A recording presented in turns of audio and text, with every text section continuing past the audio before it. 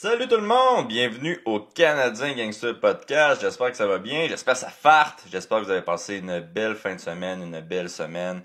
De mon côté, ça va super bien. Aujourd'hui, en tout cas pour moi, là, on est dimanche, c'est la dernière de Game of Thrones. Ben excité, j'ai bien hâte.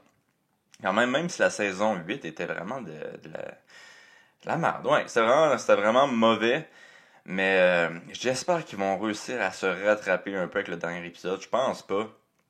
Mais en tout cas, dans mes rêves les plus fous, ils sont capables de le faire, mais je suis pas vraiment optimiste par rapport à ça, là.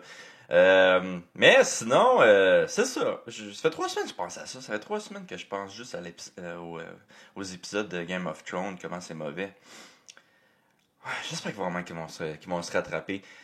Sinon, merci à tout le monde de m'avoir envoyé des messages pas d'encouragement, mais des beaux petits messages pour mon dernier podcast avec Sylvain Grenier. Si vous l'avez pas écouté, je vous encourage à l'écouter.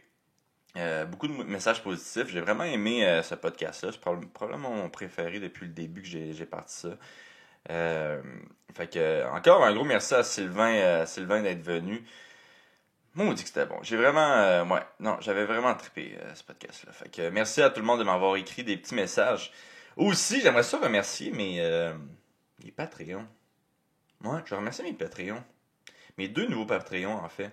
Le premier, c'est Hugo Laporte. Merci, Hugo. Puis le deuxième, c'est Dave Bernier. Là, j'ai fait comme des groupes, là, tout dépendant de combien tu me donnais. Là. Puis là, les deux, c'est des stéroïdes. J'ai de la misère à dire le mot stéroïde. Stéroïde dealer. Je fais des groupes de même. Là. En tout cas, vous irez voir ça. Je vais mettre le lien de mon Patreon sur mon post. De m'encourager. Puis moi, qu'est-ce que je fais avec cet argent-là? Je vous dis que j'utilise 100% de l'argent pour faire grossir le podcast, mais en réalité, c'est que je m'en vais au Toys R Us, puis j'achète des jouets à ma fille. Fait que ma fille va être contente si vous m'encouragez. Sinon, les 2 dernières semaines, il y a eu 2 UFC, puis on a 2 gagnants différents pour les 2 UFC, pour les prédictions. Et là, ouais, j'ai écrit les gagnants sur justement ma facture de Toys R Us.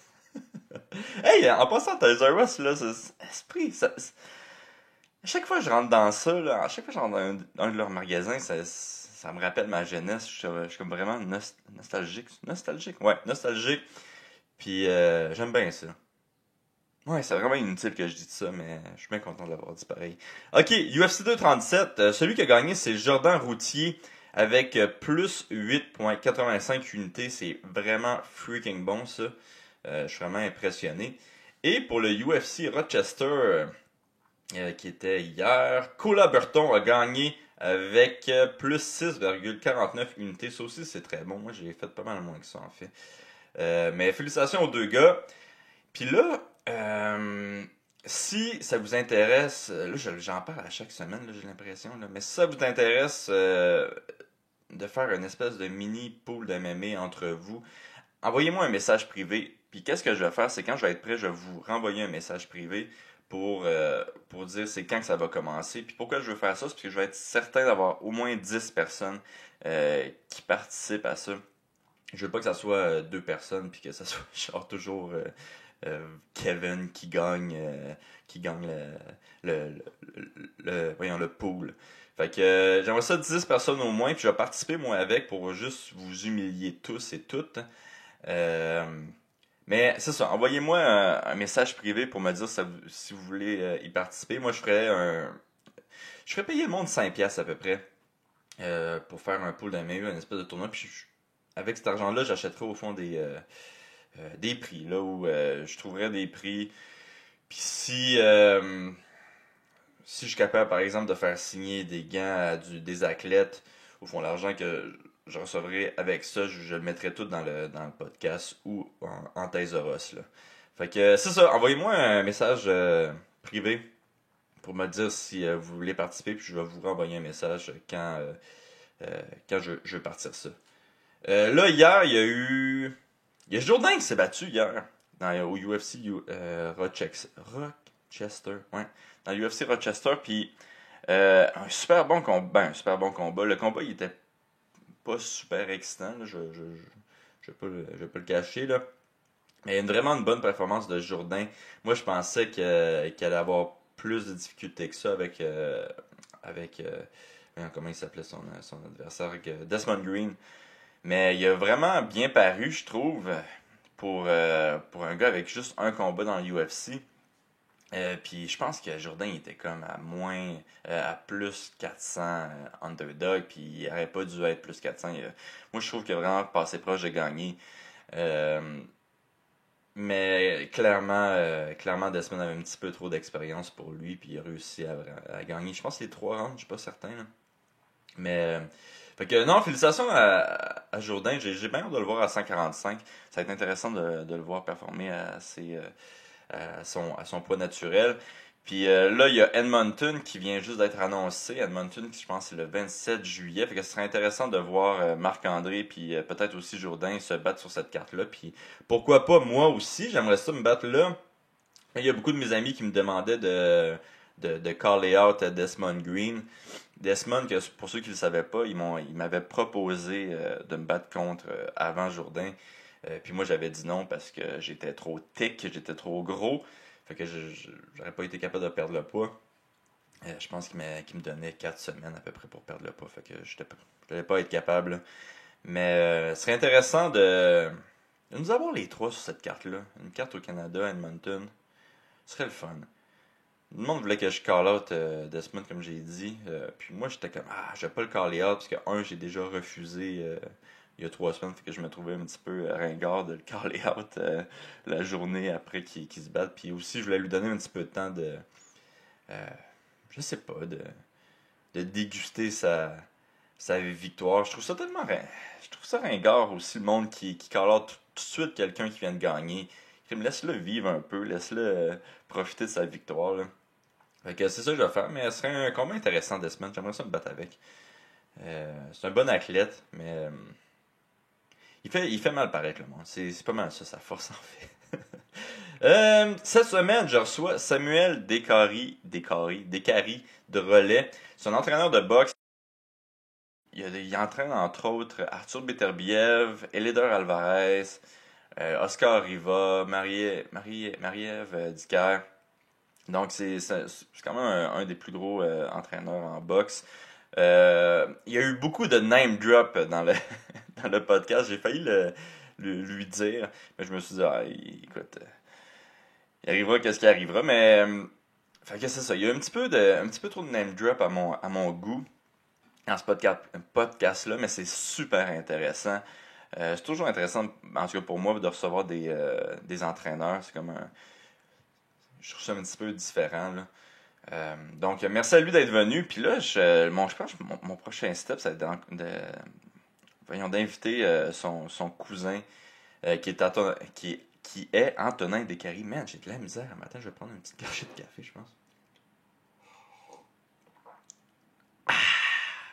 Fait que c'est ça. J'aimerais ça aussi inviter son cousin qui est Antonin Décary. Mais cette semaine, il va falloir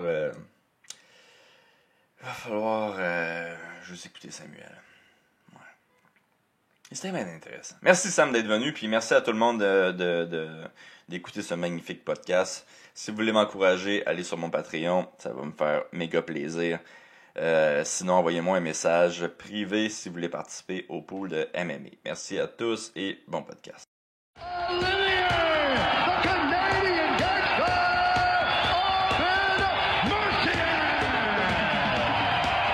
I just wanted to be a Canadian gangster, that's it. I mean, dude, I have a stash, I say sorry, I cry, I don't give a fuck, man. People think I'm local. It's just the beginning, I'm telling you the truth, it's just the beginning. Yeah, you know, it's done, I mean...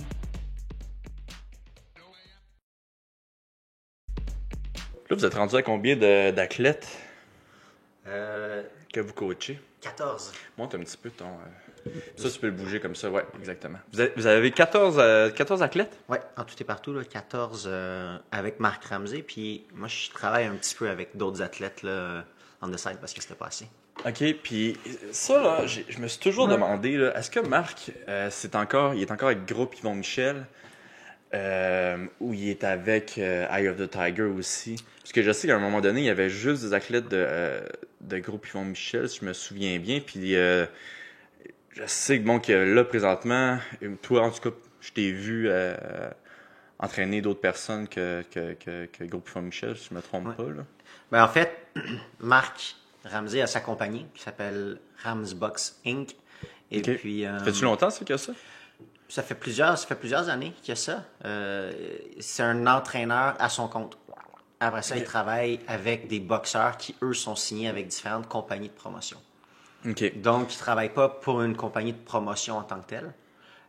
Il a déjà travaillé avec le groupe Yvon Michel pour faire du matchmaking. Il a déjà été... Il a déjà été matchmaker? Oui, pendant plusieurs années. Ok. C'est lui qui s'occupait de faire tous les shows du groupe Yvon Michel là, pendant longtemps. Puis, à un moment donné, il pouvait plus parce qu'il y avait trop de jobs. Puis, c'est vraiment prenant, là, la job de matchmaker. Alors, il m'a chipé le dossier. Puis, Là, c'est toi le matchmaker? ben, j'en ai fait pendant un bout de temps. Puis pour qui tu faisais ça? Moi, j'ai fait ça avec le groupe Yvon Michel Ok. pendant quelques années. Puis, éventuellement, j'ai eu d'autres opportunités qui se sont offertes à moi. Puis, j'ai décidé de passer de l'autre côté de la force. Alors, j'ai passé du groupe Yvon Michel à Eye of the Tiger Management.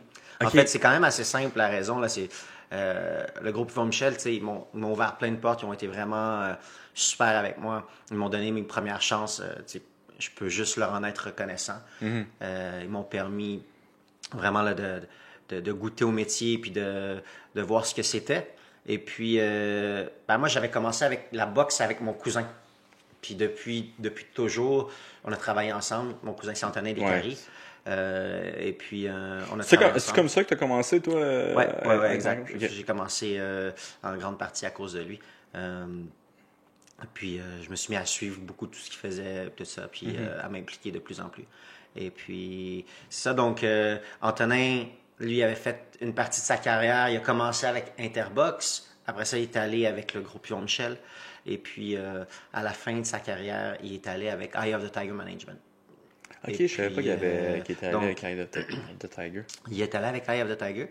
Et quand il a pris sa retraite, si on veut, quand il a arrêté de boxer, ben, il est devenu président d'Interbox et de Eye of the Tiger Management.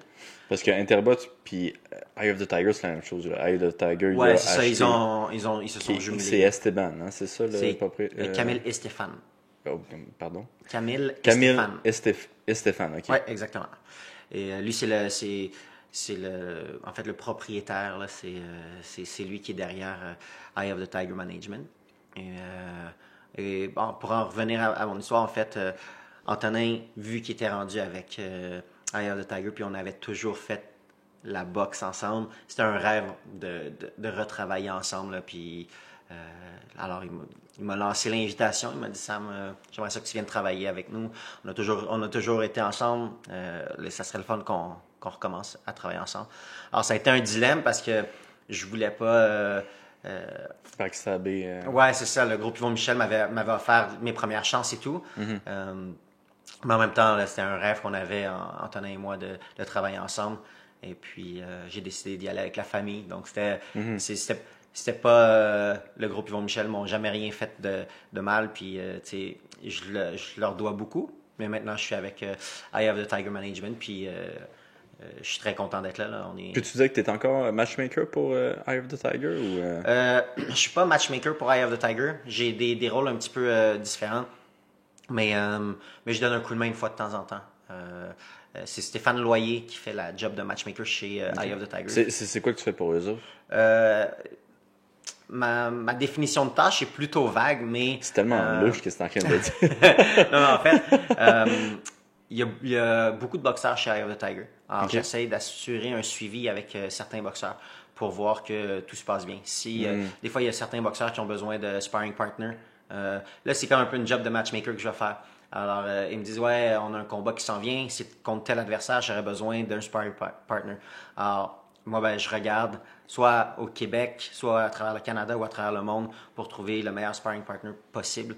Et puis après ça, on le fait venir. Donc, j'assure un petit peu là, un suivi avec les athlètes. Je leur écris des messages, je les appelle, je regarde si tout se passe bien, qu'est-ce qu'on peut faire pour leur faciliter la vie, s'ils ont des blessures, si au niveau, s'ils ont des blessures, c'est qui les traite, comment ils sont traités, est-ce que je connais des gens ou est-ce qu'on connaît des gens qui pourraient faciliter un petit peu la guérison ou quoi que ce soit. Après ça, au niveau du conditionnement physique aussi, j'assure un suivi avec certains des préparateurs physiques. Donc, juste pour m'assurer que tout est correct. Ma job, c'est pas d'être un policier, c'est d'être un facilitateur. Donc, les gars ou les filles, parce qu'il y a des filles aussi, ils me disent comment ça se passe, puis si jamais je peux les aider, ben, je vais mettre les ressources nécessaires en place pour pouvoir leur donner un coup de main. OK. Puis t'es-tu sur le payroll de Eye of the Tiger? Ouais. OK. Fait que là, toi, tu travailles pour Rival Ouais. aussi, Eye of the Tiger. Puis là, moi, je me suis toujours demandé, parce que j'ai l'impression que faire de l'argent en boxe pour un promoteur, puis de faire de l'argent en boxe, en MMA pour un promoteur, c'est super différent. Par exemple, en boxe, Camille, j'ai l'impression qu'il investit beaucoup sur ses athlètes. Moi, c'est peut-être l'impression que j'ai, mais j'ai pas l'impression qu'il fait tant d'argent que ça avec les shows qu'il fait, mais qu'il veut faire de l'argent après. C'est-tu comme ça que ça fonctionne en boxe? Moi, En fait, je dois t'avouer là, que pour les promoteurs, pour faire de l'argent, c'est des gros réseaux de télévision qu'il faut qu'ils soient là. OK.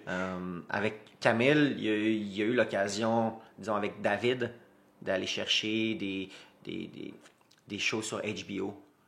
David s'est battu 2 fois en sous-carte de Canelo le 5 mai à Las Vegas. Ça, c'était du HBO qui était là. Quand David s'est battu avec Billy Joe Saunders, ou quand David s'est battu avec Endam, c'est des combats qui sont... C'est des combats d'importance. Avec Endam, je pense pas que Camille a fait de l'argent avec ça, mais il est arrivé à dire « J'ai mon premier champion du monde Eye of the Tiger ». Il y avait Berman Steven aussi, à l'époque, qui était avec Camille et Stéphane. Donc, OK, il était avec Camille. Ouais. Puis, Berman, lui, a signé avec Don King. Camille était plus son gérant. Et puis, éventuellement, là, ils se sont séparés parce que c'était très compliqué, là, les négociations avec Don King. Mais ça, on le voit depuis la nuit des temps. Là, tous les gars ils ont eu des problèmes avec Don King. Là. Puis lui, il y en a-tu aussi des problèmes? Parce qu'il me semble qu'on n'entend pas vraiment parler. Berman, ça? Ouais. Ben, Berman, il s'est battu il n'y a pas si longtemps que ça. Ça n'a pas été nécessairement le meilleur combat là, de sa carrière. Il s'est battu avec Joe Joyce. Et puis, le combat a été arrêté. Avant ça, il s'était battu contre Deontay Wilder. Ouais. Mais écoute, si on regarde tout ce qui s'était passé avant, il est allé chercher des belles victoires contre Areola. Il est devenu champion du monde et tout. Donc, chapeau là, pour un poids lourd du Québec. Devenir champion du monde, c'est quelque chose d'impressionnant. Puis là, le prochain poids lourd du Québec, ça serait Oscar, c'est ça? Oscar, il y a un gros combat qui s'en vient contre Dylan White. Donc, ça, c'est un combat qui va avoir lieu en Angleterre, en territoire hostile. Il va s'en aller en Angleterre, là? Ouais. La dernière fois qu'un Québécois est allé en Angleterre, ça n'a pas bien fini, là. T'en souviens-tu? C'était qui? Ben oui, j'étais à... Voyons, comment ça s'appelait? La Cage au Sport. J'écoutais ça pendant la journée en plus, puis tout le monde disait que... Voyons, si son nom m'échappe. Kevin Bizier? C'est-tu Kevin Bizier, le dernier? Ben, je pense que ouais. Ok, oui, c'était Kevin Bizier. Moi, je parlais pas de Kevin Bizier, je parlais de... Voyons, je suis bien attardé. Voyons, comment il s'appelle? Un autre avant ça? Ouais. Qui s'est battu pour la ceinture. Il a pas payé. Il s'est battu contre Jean-Pascal. Man, c'est genre le boxeur le plus connu à Montréal. Là. Ah, Lucien Boutet? Ouais, Lucien Boutet. Ah, ouais. Quand il s'était battu contre Carl Froch. Ouais, c'est ça. Ok, donc... Tout le monde disait qu'elle a gagné, puis j'étais comme, man, il a de l'air bon Carl Froch. En fait, si on regarde, je pense, les 3 derniers combats, les 4 derniers combats où les boxeurs québécois sont allés en Angleterre, Il y a eu Kevin Bizier, il s'était battu contre Kell Brook. Ça s'était malheureusement pas bien passé pour Kevin. Il y a eu Lucian Boutet qui s'était battu contre Carl Froch. Il y a eu Ghislain Madouma, il s'était battu en combat de championnat du monde. C'est vrai, Ghislain aussi s'est battu. C'était-tu en combat? Il me semble que oui. Et puis, ça se passait super bien là, pour Ghislain. Puis à la fin, il commençait à manquer un petit peu d'énergie, mais il était encore là. Puis l'arbitre a arrêté le combat. Si je me souviens bien, c'est contre un dénommé Mitchell, mais ça se peut que je suis vraiment pas certain. Il faudrait box-racker tout ça. Puis avant ça, il y avait eu Jean-Pascal contre Carl Froch. Ça avait fait une guerre mondiale. C'était allé à la carte des juges. Puis c'était tout un combat. Mais encore une fois, ça n'avait pas bien été pour les Québécois. Donc, quand tu regardes ça sur une certaine période... là, C'est-tu parce que les athlètes ils étaient meilleurs que les athlètes québécois ou c'est parce que vraiment c'est l'ambiance là-bas, l'espèce d'aura de... Jean contre Froch avait fait... C'était très, très serré. Et puis peut-être il y avait Jojo Dan aussi qui s'est battu contre Kell Brook. Qui s'était battu contre Kell Brook aussi. Mais lui aussi, ça s'était pas bien terminé. Donc, mais je pense pas que ça soit vraiment là que il y en a qui soient plus forts que les autres. Des fois, c'est la boxe. Kell Brook, c'est tout un numéro là, à 147 livres. Il est difficile à battre. Il s'est battu contre Errol Spence. Il a gagné la première moitié du combat jusqu'à temps que Spence solutionne puis mette en place son plan comme il faut. Mais ça a été un combat qui a été quand même assez difficile là, pour Errol Spence en début de combat. Puis ça, c'était à 147 livres avec Kell Brook. Kell Brook, il s'est même battu jusqu'à 160 livres avec Gennady Golovkin, Triple G. Donc, les deux gars, là, autant Jojo Dan que Kevin, se battent contre un gars de ce calibre-là, c'est impressionnant. Pour les autres, Carl Froch, il n'y a pas beaucoup de défaites. Son autre défaite, sinon, sa défaite, c'est contre Ward. Et puis, c'est ça. Contre Kessler, il me semble qu'il avait gagné. Ils se sont battus une fois ou deux. Bref, je sais pas, je me souviens que ça avait été serré, mais c'était un athlète qui a été champion du monde. C'était un gars avec tout un menton, un gars qui cognait. Puis c'est un gars aussi que quand tu le regardais sur vidéo, il avait pas de l'air si bon que ça. Mais il est meilleur que ce qu'il démontre. Ouais. Un petit peu Tyson Fury, là, les premiers combats que le monde voyait de lui, il disait c'est juste un gros, un grand. Mais c'est un gars qui a vraiment plein d'habiletés. Puis on les a vus. On l'a vu avec Klitschko, puis après ça, on l'a revu avec Deontay Wilder. C'est un gars qui sait boxer. Puis il bouge bien pour sa grandeur. Il n'y a pas nécessairement le one-punch knockout comme certains, mais... C'est qui t'avais gagnant ce combat-là? Moi, j'avais Tyson Fury. J'avais Tyson Fury parce que, à mes yeux, il a gagné pratiquement tous les rounds, à part les chutes au tapis. Je l'aurais donné à Tyson Fury, mais écoute, c'est pas moi qui était sur place. Des fois, quand tu le regardes à la télévision, quand tu es sur place, ça peut être différent là, au niveau de l'impact des coups, au niveau de la réaction de la foule. Bref, moi j'avais Fury qui gagnait ce combat-là, mais il va peut-être avoir un combat revanche là, d'ici peut-être un an ou deux. Ouais. En espérant. Hey, je vais te présenter tout de suite. Oui. Salut tout le monde, je suis avec Samuel Descaries, coach de Ramsey Coaching. Comment ça? Rams Box Inc. Rams Box Inc. Là, il veut se trouver une place, hein, je pense, Ramsey. Oui, exactement. On est en train de magasiner pour un gym. On a presque signé un bail. Celui à Georges? Non, malheureusement. C'est une belle place, mais un petit peu trop petit pour le nombre d'athlètes qu'on a entraînés. Alors, pour l'instant, là, si tout se passe bien, le gym devrait être fonctionnel pour nos boxeurs en juillet. Puis après ça, on va mettre ça cute pour pouvoir accueillir d'autres mondes éventuellement. Là. C'est-tu à Montréal? Ou, Oui. Ouais. Oui.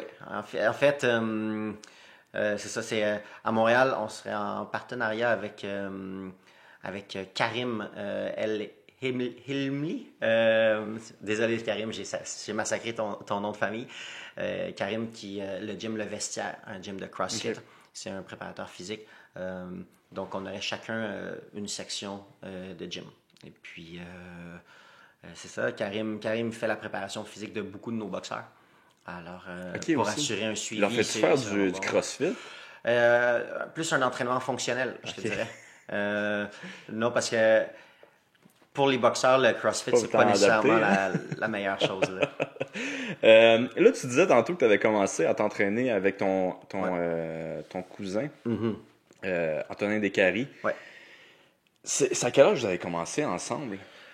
Écoute, lui, il avait 14 ans, moi j'avais 15 ans. Est-ce qu'il s'est entraîné ailleurs avant ça? Ou Il a commencé au tout début. Il a commencé au champion, mais il a fait vraiment très peu de temps là. Après ça, il est allé au Centre Claude Robillard. Au Centre Claude Robillard, quand il a commencé au tout début de sa carrière, c'était Sylvain Gagnon qui l'entraînait. Okay. Sylvain Gagnon, c'est un entraîneur qui est encore actif aujourd'hui. C'est probablement le meilleur entraîneur au Québec pour partir des boxeurs. C'est lui qui est parti, Jean-Pascal, Stéphane Desormiers. Il y en a parti plusieurs qui ont eu des belles carrières. Et puis, à un moment donné, il était rendu avec une grosse équipe. Et puis, il y avait Marc Ramsey qui était au Centre Claude Robillard, qui travaillait avec Abe Purven. Abe Purven qui va d'ailleurs, si je ne me trompe pas, fêter ses 100 ans sous peu. Purven a été dans le gymnase. Qu'est-ce que tu veux dire, il travaillait avec? Abe Purven était un entraîneur de boxe. OK. Et puis, Marc a été un petit peu là, son assistant. Et puis, Je pensais quand tu disais il travaillait avec, genre il coachait, j'ai comme crime, il y a 100 ans. non. Il travaillait avec lui, donc Okay. sous la tutelle ou la supervision de Abe au tout début. Et puis, c'est ça. D'ailleurs, Abe Purven est dans les records Guinness comme étant l'entraîneur qui a coaché le plus vieux au monde. Je pense qu'il a arrêté à 93 ou 94 ans. Puis lui, Abe, c'est un Montréalais? Ouais, maintenant, il est retourné, il est allé à Toronto avec sa famille parce que au niveau de son état de santé, là, je crois qu'il commence à se faire vieux un petit peu. Donc, ils l'ont mis à 100 ans, il commence à se faire vieux un petit peu. Là. Ils l'ont mis avec sa famille. Voilà, donc Marc était au Centre Claude Robillard, travaillait avec, donnait un petit coup de main à Sylvain Gagnon. Et puis, à un moment donné, Marc a eu une opportunité d'aller entraîner ailleurs. Et puis, quand il est allé entraîner ailleurs, Jean-Pascal et Antonin ont décidé de suivre Marc Ramsey. Et ils sont allés au club de boxe Le Legend, qui était, c'est Mike Moffat qui était là. Mike Moffat et Marc.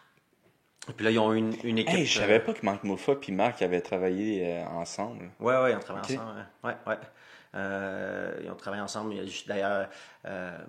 Joachim Alcine était là, Greg Michel. Il y avait plein de boxeurs qui faisaient la pluie et le beau temps là, dans les rangs amateurs, puis même chez les professionnels qui étaient là. Le Legend, ça a été une grosse équipe de compétition dans fin 90, début 2000. Et puis, éventuellement, le propriétaire du building a voulu faire des condos et tout. Donc, les gars, ils sont partis. Marc, à ce moment-là, est allé chez Jim, si je me souviens bien. Chez non, il est allé au Ring 83. Au Ring 83 avec Ross Amber. Okay. Mike Moffat aussi est allé là un petit peu avant de partir pour aller au Underdog Boxing Gym. Puis Marc et Ross ont travaillé ensemble pendant un petit bout de temps. Puis éventuellement, Marc a eu son gym là, chez le groupe Yvon Michel. Et puis, il entraînait ces gars là-bas. Puis, là, t'as pas répondu à ma question. Toi, c'est où tu fit dans ça? Ben moi, en fait, j'ai... C'est quand que t'as commencé avec ton cousin? Je l'ai accompagné quand même dès le début, mais moi, je faisais beaucoup de sport, puis j'avais de la difficulté à m'arrêter sur un seul. J'ai fait du tennis, du hockey pas mal. Okay. J'aimais ça, le football aussi. Donc, je touchais un petit peu à tout. Puis il y a eu la boxe aussi. Puis à un moment donné, faut faire certains choix. Puis il y a des entraîneurs aussi qui disent ouais, mais c'est parce que si tu fais de la boxe, tu risques de te blesser. Puis après ça, tu pourras plus compétitionner. Alors, j'ai pas fait long feu à la boxe là en tant que. Ok, t'étais un athlète, là. Tu t'entraînais en tant qu'athlète avec lui. Ouais, ben non, je faisais ça pour le plaisir. Et puis ça, j'en ai pas fait très longtemps parce que justement, je touchais à trop de choses puis je pouvais pas me concentrer sur une discipline comme il faut. Donc, j'ai arrêté rapidement. J'ai même pas fait de combat amateur. Et puis, je me suis mis à étudier tout ce que je pouvais pour pouvoir donner un coup de main à mon cousin parce que je voyais qu'il performait bien. Alors, je me suis mis à suivre ça, puis ça m'intéressait. Je trouvais ça, j'ai toujours été fasciné par la boxe là, depuis que j'étais tout jeune. C'est ça, t'as commencé à faire des pads avec lui, t'as commencé... En fait, j'ai suivi qu'est-ce qu'il faisait. Je regardais qu'est-ce que Marc il disait aux gars, dans le gym, je regardais comment ça se passait. Je les laissais faire, je m'assoyais puis je prenais des notes si on veut. Ok, puis, wow. après un certain moment, c'est arrivé à quelques reprises que Marc me posait des questions. Il me disait qu'est-ce que tu penses de ce boxeur-là ou qu'est-ce que tu vois là. Puis il m'a dit il m'a dit si jamais tu veux tu serais la bienvenue là, je vais avoir besoin d'un coup de main éventuellement parce que on a une couple de gars. Alors j'ai dit ouais, ça serait avec plaisir. Donc j'ai commencé à travailler un petit peu avec lui, mais il m'a aussi fait comprendre, il m'a dit il dit moi je crois en toi, puis j'aimerais ça que tu fasses partie de mon équipe, mais si tu veux que les autres croient en toi aussi, puis qu'ils pensent pas que tu fais partie de l'équipe juste parce que tu es le cousin d'Antonin ou bien non parce que tu connais Marc Ramsey, mais que tu es là parce que tu es compétent, il faudrait que tu fasses des démarches par toi-même aussi. Là, moi, ça me fait plaisir de te montrer comme tout ce que je sais. Ça me fait plaisir que tu viennes avec nous, puis ça va être un atout. Mais il faudrait que tu fasses aussi ton cheminement. Alors, à ce moment-là, éventuellement, j'ai fait un retour aux études. En enseignement de l'éducation physique à l'Université Laval. Je suis parti de Montréal parce que à Montréal, il y avait trop de choses à faire, trop de monde à voir, pas assez de temps pour faire des études. Alors, je me suis expatrié à Québec pour pouvoir vraiment me concentrer sur les études. J'ai étudié en enseignement de l'éducation physique. J'avais quelques cours en banque qui m'avaient été crédités parce que j'avais fait d'autres études par le passé. Et puis, comme j'avais des cours en banque, j'ai fait tout ce que je pouvais qui allait avoir un rapport avec la boxe. Donc, j'ai couvert un aspect un petit peu plus médical là, quand je pouvais prendre des cours de la santé ou des cours qui étaient propres à la médecine ou des trucs comme ça. J'essayais de le faire. Sinon, j'essayais aussi au niveau de la psychologie sportive. Donc, j'ai essayé de couvrir le plus d'éléments possibles qui pouvaient se rattacher à la boxe. Et puis, parallèlement à ça, je me suis mis à enseigner la boxe à Québec. Donc, j'ai commencé au club de boxe Vanier. J'ai commencé au club de boxe Vanier à Québec. J'ai été là pendant quelques mois, puis le club a été vendu. Quand le club a été vendu, moi, ça l'a donné que je partais en expédition de canot camping. Et puis, à mon retour, j'ai juste décidé de ne pas retourner là-bas. Et finalement, je suis allé travailler au club de boxe Le Cogneur, qui était à Charlebourg dans ce temps-là. C'était avec Rémi Bizier, le père de Kevin Bizier. Okay. Et puis, il y avait sa fille Sandra Bizier qui était là. Il y avait Vincent Thibault qui était là, Clovis Drolet. Il y avait déjà un beau potentiel. Donc, je suis allé là-bas. J'ai commencé à travailler avec eux. Au début, je leur ai donné un coup de main sur la préparation physique. Et puis, éventuellement, de plus en plus, je travaillais avec les jeunes au niveau de la boxe. Je me suis mis à travailler aussi avec Vincent Thibault parce que Rémi Bizier commençait à se sentir un petit peu vieux. Faire les voyages tout le temps, c'était épuisant pour lui. Alors, j'ai commencé à travailler plus avec Vincent et avec d'autres. Et puis, toujours quand on était à Charlebourg, il y a Vincent Auclair, qui est un jeune entraîneur aujourd'hui à Montréal, qui s'occupe d'ailleurs maintenant de Vincent Thibault, Clovis Drolet et plusieurs boxeurs amateurs, même des boxeurs professionnels comme Terry Ozias ou Alexandre Lang. Donc, Vincent a commencé à entraîner aussi avec nous à cette époque-là. Puis, éventuellement, Vincent Auclair, moi, il y avait Patrick Claveau, Rémi Bizier et Pierre Marceau. On est devenus tous propriétaires du club de boxe Le Cogneur. On a déménagé. C'est devenu le club de boxe La Capitale. Et puis, qui est un très beau club de boxe là, avec des grandes fenêtres, gigantesques, 2 rings à l'intérieur et tout. Super beau gym. On était là pendant quelques années. Et on a parti des boxeurs de zéro jusqu'à des championnats. Donc, j'ai fait un peu mes armes là-bas. Là. J'ai travaillé fort. Et puis, à un certain moment, Marc était rendu débordé avec le travail. Donc, je faisais des allers-retours quand je pouvais, mais là, comme ça faisait beaucoup, à un moment donné, je crois que c'est en 2011. En 2011, j'ai décidé de revenir à Montréal pour de bon. OK. Alors, ouais, c'est ça. Est-ce que j'ai répondu à ta question? Oui, là, tu l'as répondu. Puis toi, quand tu étais à l'université, Oui. tu voulais zéro devenir professeur d'éducation physique. Là, tu faisais ça vraiment dans l'optique que tu voulais devenir un coach de boxe. Oui et non. Si tu regardes, en termes de stabilité dans la vie d'un coach, c'est stabilité financière, stabilité aussi là, en termes de vie, tu es tout le temps sur la route. Tu fais pas nécessairement beaucoup d'argent. Souvent, ça te coûte plus d'argent coacher que ce que tu vas en faire.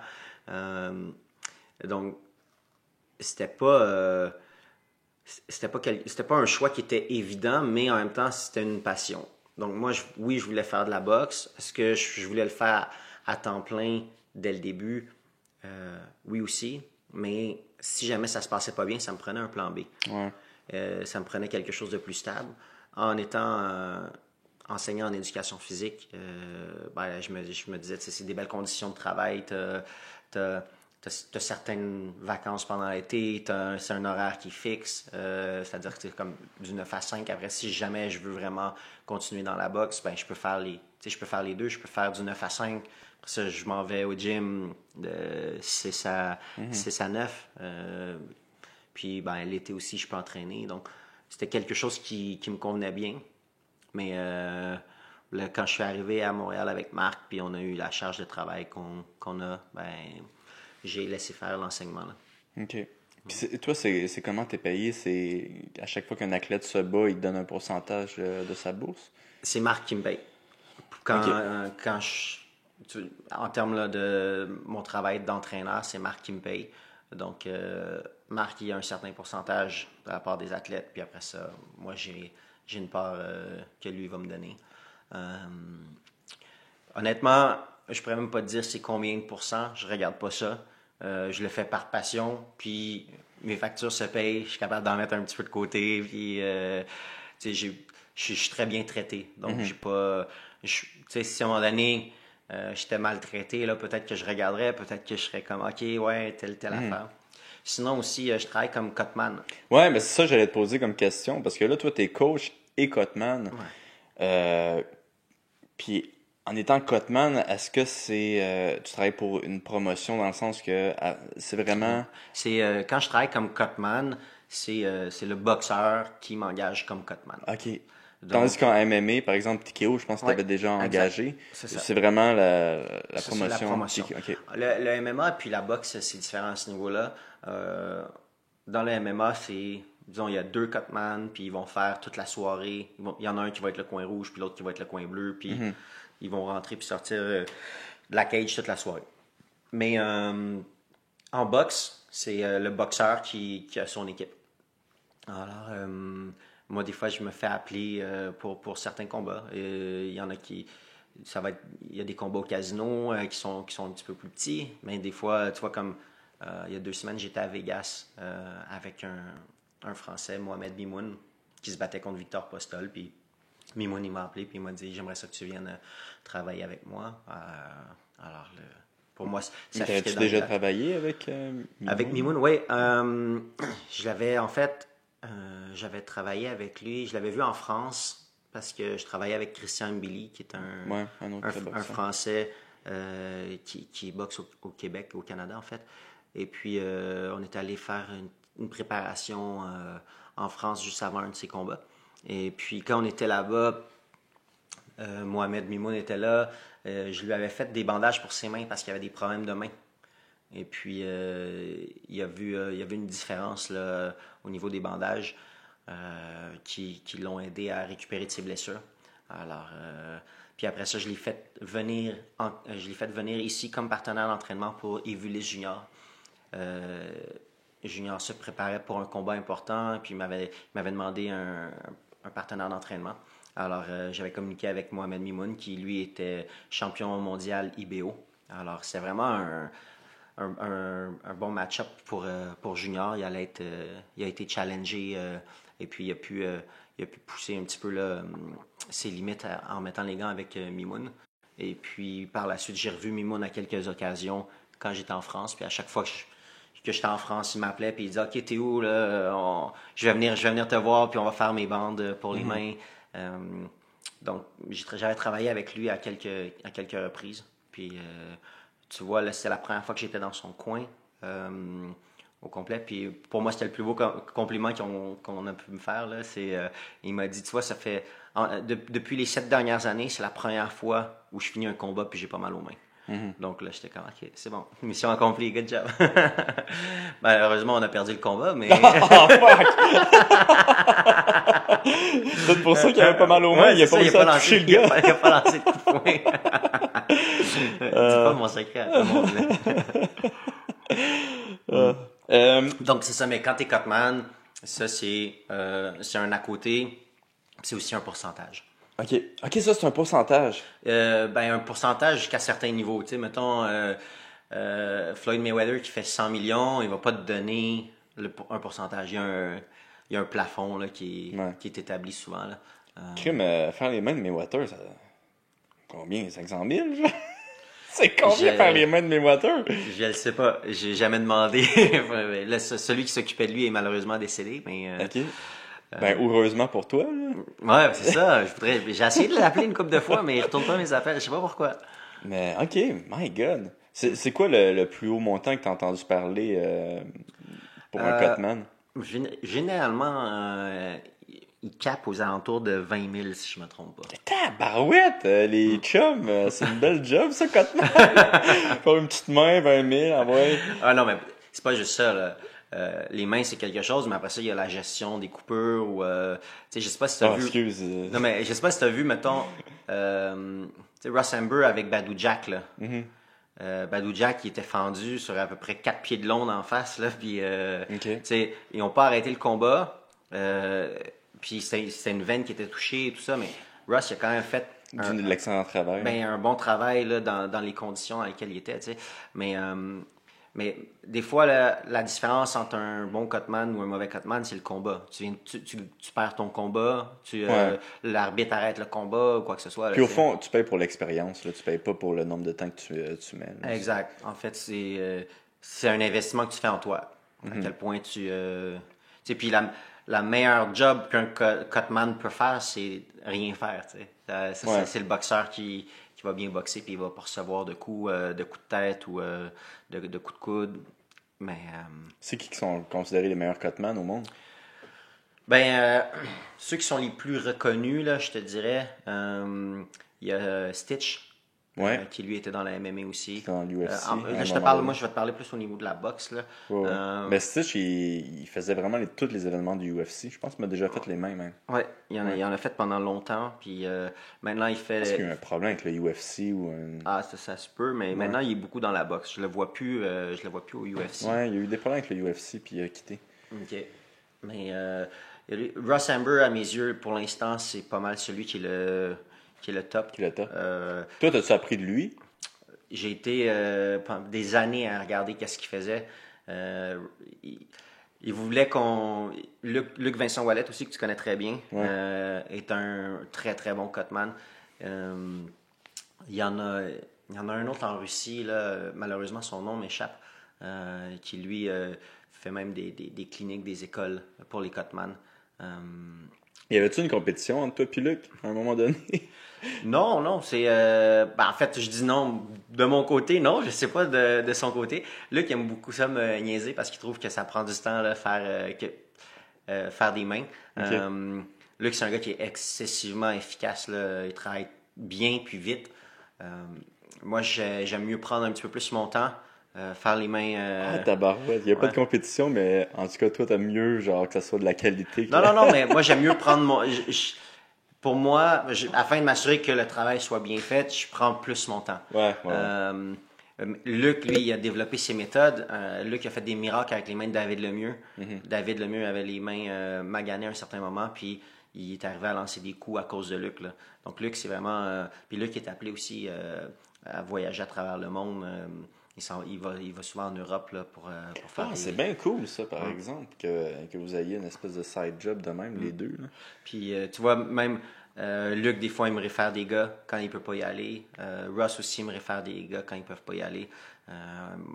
Je fais la même chose.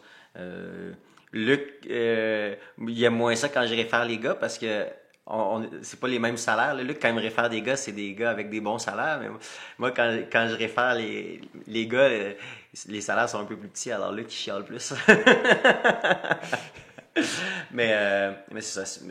Luc est obligé, il est habitué aux 20 000 $. Ouais, c'est ça. Luc, il est habitué aux 20 000 $, lui. Non, mais tu sais, des fois, tu vas faire un gars, ça dure, t'es là 24 heures, puis tu fais 1000 $ dans ta soirée, tu sais, puis t'as assisté à un événement de boxe, t'as rencontré des gens, tu sais. Ouais. Tout a été payé pour aller là-bas. Exact. Fait que, tu sais, ça devient intéressant. Mais à quel point est-ce que ça va arriver comme ça, tu sais, ça l'arrive vraiment rarement, puis il y a peu de gens qui font ça aussi, là. Mais c'est un beau side, c'est ça. C'est un beau side, mais il n'y a pas beaucoup de gens qui veulent montrer comment ça se fait. Et puis, ouais. c'est comme un art caché un petit peu. Puis les gens ne veulent pas le montrer parce que tu travailles fort toute ta vie. Puis souvent, là, on ne se fera pas de cachette. Il y a bien plus de boxeurs qui vont boxer pour des bourses moindres qu'il y en a qui vont boxer pour des millions de dollars. Pour un cutman, là, quand tu es payé au pourcentage puis que ça te coûte de l'argent là, parce que tu t'en vas faire des gars au casino qui vont faire un salaire qui n'est pas si gros que ça. Et puis que toi, dans le fond, là, ça t'a pris... tu es arrivé là 2-3 heures avant le show pour préparer tes affaires. Là, tu as été là tout ce temps-là. Ça t'a coûté du gaz, du tape. Puis à la fin, ben, le gars, il te donne 20$ ou il te donne 40$. Ben, c'est pas très payé cher de l'heure. Ouais. Ça, c'est en bon français qu'on dit ça. C'est pas très payé cher de l'heure. Mais ouais, c'est du très beau français. Mais ouais, j'avais remarqué que si on faisait des recherches sur YouTube, c'est une des seules affaires qui était vraiment difficile à trouver. En tout cas, tu sais, oui, tu peux trouver comment faire des mains sur YouTube, mais c'est tout croche, là. C'est genre... Exact. Puis, c'est qui m'avait parlé? C'était Alex. Alex, je pense, qui m'avait dit, man, il y a personne qui veut m'enseigner comment faire les mains. Puis Alex qui m'aidait, lui, pour faire mes mains, parce que il venait à mes sparring, il me faisait mes mains, tu sais. Mais tu sais, il y avait besoin quand même de peut-être des secrets bien cachés. Puis c'est pour ça que je te l'avais envoyé. Là. Puis, by the way, merci de l'avoir aidé. Là. Mais tu vois, Alex, pour moi, c'était différent. Parce que Alex, c'est un passionné. Alex, il est tout le temps au gym, il est là de bon cœur, tu sais, et ce qu'il investit en temps puis en énergie sur le monde, peu importe combien il va faire en tant que cutman, il sera jamais remboursé autant que s'il a investi déjà. C'est un gars qui a tellement un grand cœur puis il est tellement content de le faire pour les gens. Puis il travaille fort aussi. Là, il fait tous les événements qu'il peut. Tu vois, même la dernière fois, il est venu au TKO avec nous. On l'a amené là, il est venu faire des mains là-bas. Cool. Alex, c'est un super bon gars. Puis si jamais vous cherchez des mains, les gars de MMA, allez voir Alex. Il va vous faire ça, il fait une belle job. Alex, ça va être 5$. C'est juste 5$ avec Alex.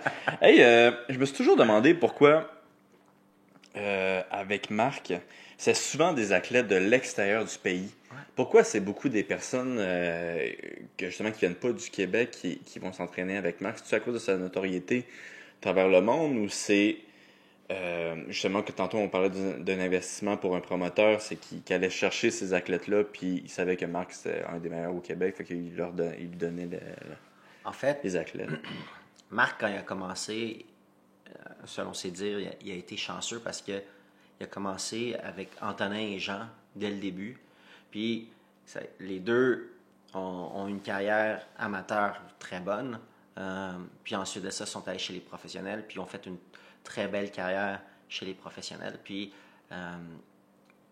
avec les succès que Marc a eus, il est arrivé à aller recruter des boxeurs de l'extérieur au tout début.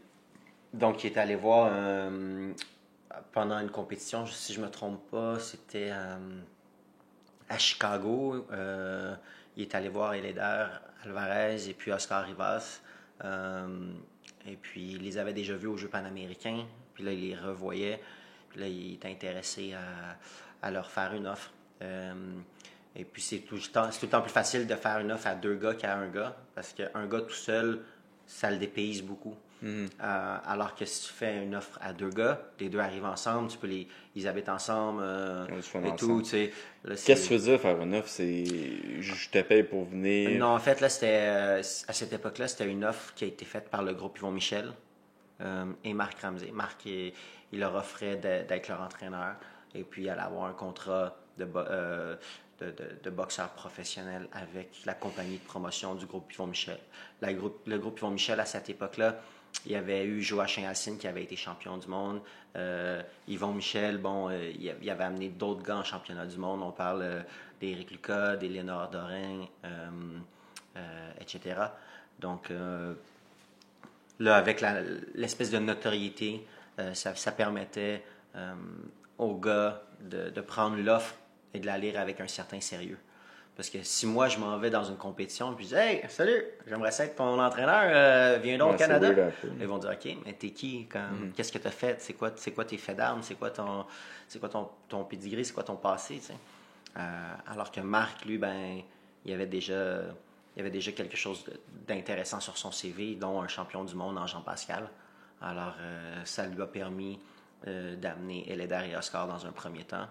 Puis, éventuellement, il a vu aussi Arthur Beterbiev dans les compétitions internationales. Il a fait un petit peu le même procédé.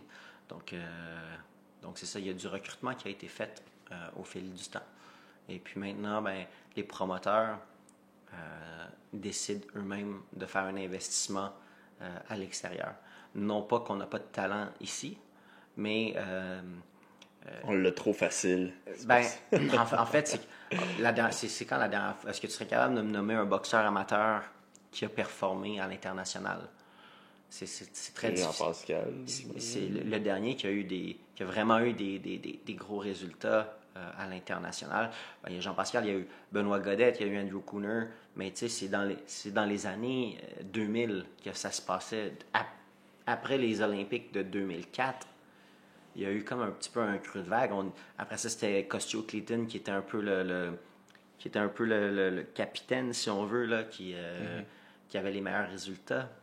Sinon, chez les filles, il y en a eu, mais c'est pas chez les filles, la boxe professionnelle féminine n'était pas encore prête à les recevoir, si on veut, au Québec.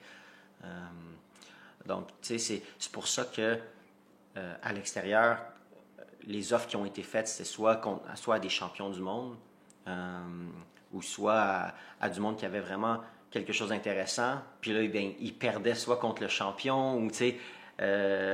Puis pour nous, des fois, là, que le gars, il perde, c'est un avantage. Parce que ça veut dire que les plus grosses compagnies, ils vont peut-être pas leur faire d'offres.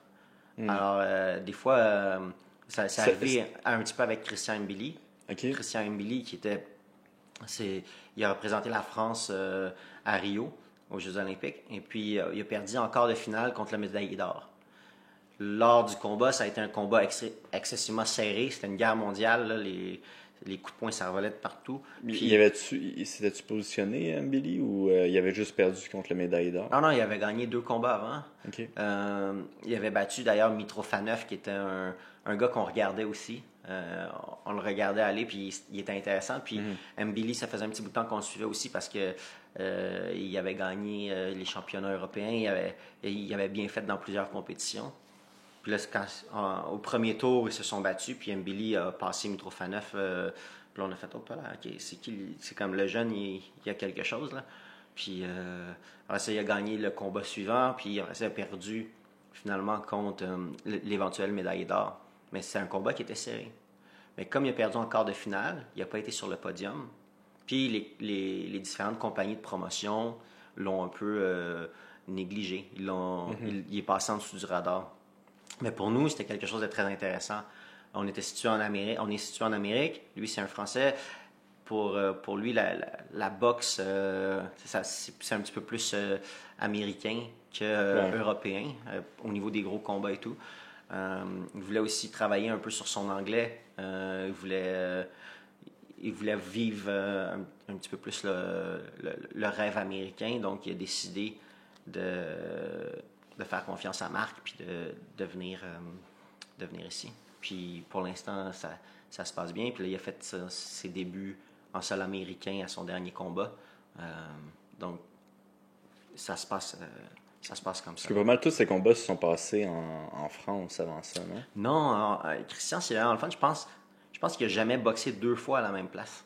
Oh, il a peut-être 2 fois au Casino de Montréal. Mais sinon, ok, je savais même pas il a boxé s'était battu au au Casino Québec. de Montréal, il a boxé en Ontario, il a boxé en France, il a boxé dans le sud de la France, il a boxé à Paris, il a boxé à Levallois, en fait. Il a boxé 2 fois à Paris, mais pas dans les mêmes salles. Mais il s'est promené un petit peu partout. Il a boxé à Québec, il a boxé à la TOU, il a boxé au Centre Bell, il a boxé... Tu sais, il a jamais... Il a boxé juste 2 fois au casino, mais sinon, il n'a jamais été dans le même amphithéâtre 2 fois de suite. Puis ça, c'est quelque chose de très rare en boxe. Souvent, tu vas revenir une couple de fois à la même place, puis après ça, tu vas aller chercher un plus gros... Faire des fans, ouais. tu sais. Ouais. Puis c'est ça, là, il y a peut-être 1 mois, il s'est battu à Philadelphie, il a fait ses débuts en sol américain. Donc, Ça s'est bien passé, hein? oui, ça s'est bien passé. Il est allé chercher sa victoire. C'est la première fois, par exemple, qu'il faisait tous les rounds. D'habitude, il était invaincu avec tous les victoires par KO. Puis là, il boxait contre un ancien champion du monde qui était très expérimenté, il roulait bien avec les coups, il était gaucher, il savait comment survivre. Alors, c'était 8 rounds. C'était 8 rounds de boxe là, qui a été fait. C'est quoi qui va se passer avec lui pour le futur? Il va-tu se rebattre ici ou... C'est une bonne question. Pour l'instant, là, il parlait peut-être d'un combat en France au mois de juillet. Okay. Mais il n'y a rien d'officiel, il n'y a rien de signé encore ou quoi que ce soit. C'est ce qui a été discuté pour l'instant. C'est qui les plus faciles à coacher? Plus facile à coacher, je te dirais qu'à coacher, là, sont facile à coacher, c'est quand même une bonne question. Parce que tu peux avoir une certaine relation avec l'athlète qui va faire en sorte que c'est facile à coacher. Mais d'un autre côté, tu peux avoir facile à coacher, ça peut être aussi tu dis quelque chose puis il le fait immédiatement. Je sais pas si tu comprends un petit peu la différence entre les deux. Donc, facile à coacher, je te dirais que tous les gars avec lesquels on travaille, ils sont faciles à coacher au niveau personnel. Quand tu leur parles, quand tu leur expliques quelque chose, là, ils comprennent bien. Et puis, ils savent que c'est pour leur bien si on dit quelque chose. Donc, on n'a pas de diva, de prima donna là, qui vont tout remettre en question tout le temps. Ils nous ont choisis pour travailler avec eux. Et ils nous font confiance. Donc, ça, on a des belles relations. Donc, c'est facile de travailler avec eux. Après ça, en termes de rétention d'informations ou de facilité à mettre en application quelque chose, c'est une très bonne question. C'est une très bonne question. Il y a quand même beaucoup d'athlètes là, qui sont là-dedans. Je te dirais que la personne avec qui, quand je dis quelque chose, elle va soit le prendre en note, puis continuer à travailler à l'extérieur, dans son temps libre, pour revenir, puis que ça va être correct. La personne qui est la mieux organisée pour pour optimiser sa rétention d'informations, c'est Marie-Ève Dicker. OK. Marie-Ève Dicker, elle a une méthodologie de travail qui est vraiment impressionnante. Elle est très disciplinée, puis souvent, elle écrit qu'est-ce qu'elle a fait. Elle a l'air Puis super après ça- passionnée. Oui, exact. C'est un beau modèle pour les boxers, pour les gens aussi. Elle a voulu démontrer que la boxe féminine, c'est quelque chose de possible. Puis même si ça fait des années que c'est là au Québec, on avait eu un petit bout de temps là, sans boxe féminine.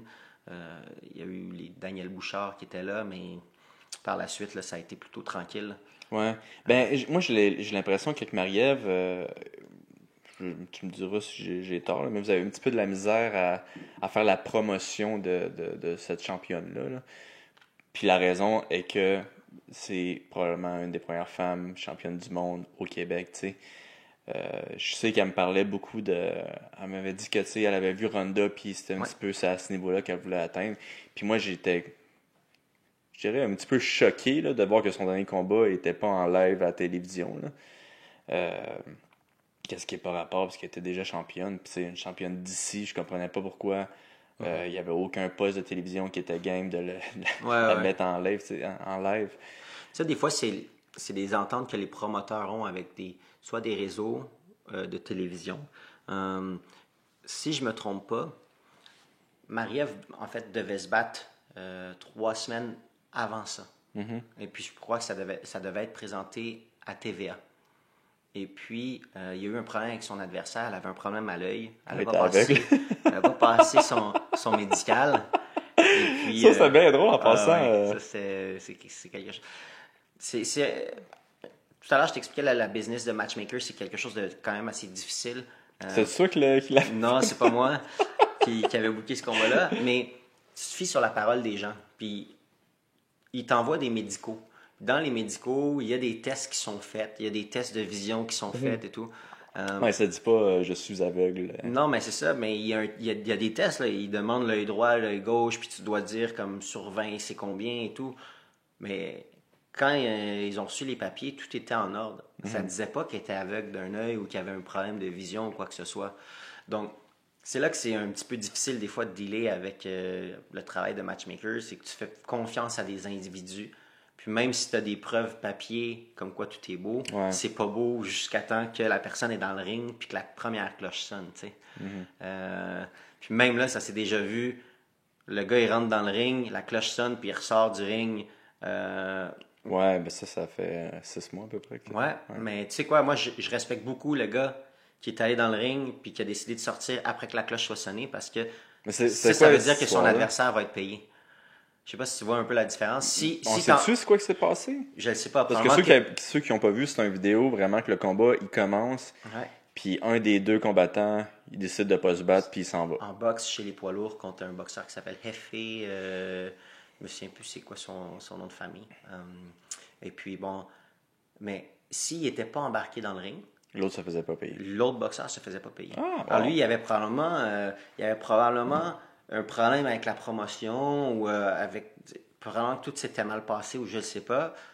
Mais puis au lieu de dire OK, moi j'embarque pas dans le ring là, ben OK, je vais embarquer dans le ring mais je vais ressortir. Là ben quand la cloche sonne, l'autre il est obligé d'être payé selon la commission. Donc tu sais ça c'est un beau geste qu'il a fait.